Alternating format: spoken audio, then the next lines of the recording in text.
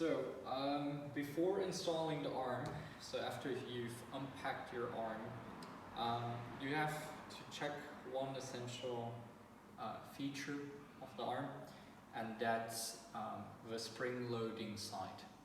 What does that mean? So the arm has, on this lower joint down here, so the first joint starting from the bottom, a spring, and this spring will ensure that the arm stays in the locked position if it's on the right side. What do I mean by the right side? You can test the arm at the beginning by just holding it down here and checking if the arm holds if you're holding just the lower part. So obviously in this configuration here, trying to put this arm up here, the arm will drop. So that means that this arm is not held by the spring. Now if I twist the arm in the other direction, I will feel that there's a resistance. There's a resistance if I press, and it will hold to whatever position I'm pushing it to. Now, this is the position that you want the arm to be used in. So this very first joint is only good going forward from the center axis down to this side. So as you can see, there is a spring force, and the arm will then, if you screw this knob here a bit further in, hold without any issue, and this will hold during all operations at any time. So even if there's vibrations going on, this arm will not drop. Now, I will keep this arm fixed in this position, just so I know the actual position that the arm should be in. Important, just leave it in this fixed configuration, and now you will see there's 4 holes here in the bottom.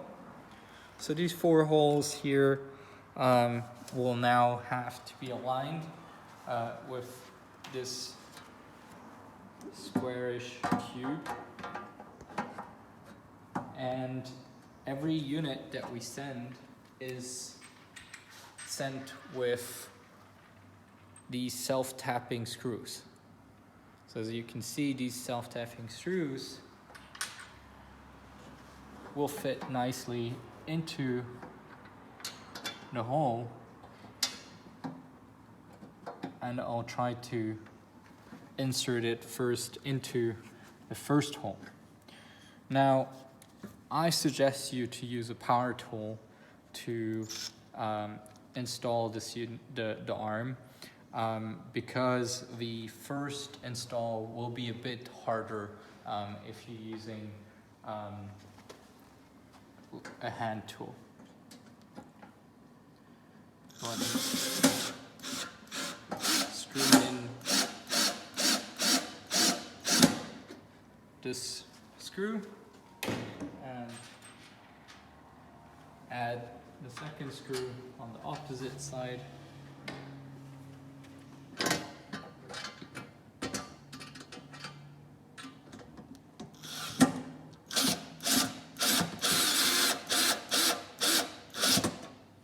Okay, so the arm should be already holding a little bit, and then I'll add the third screw.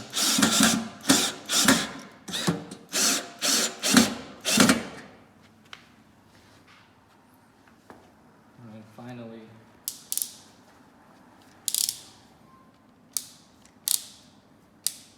the last screw.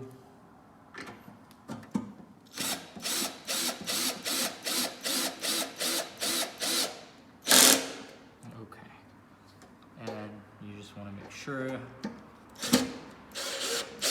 that they're fastened.